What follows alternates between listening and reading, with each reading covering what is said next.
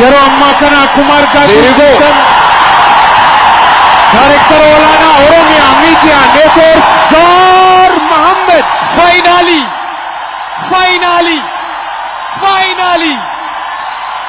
we have with us here today Director of the Oromia Media Network, our Ethiopian activist, icon and political analyst, Jawar Mahmmad. What a moment! What a success! Wow!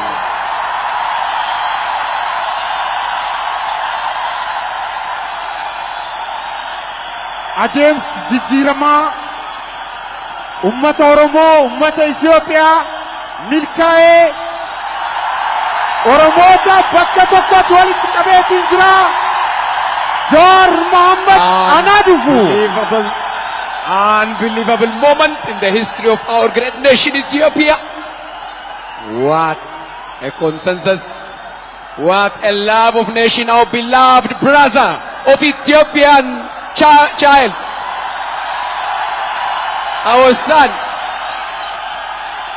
activist Jawar Mahmmad is with us.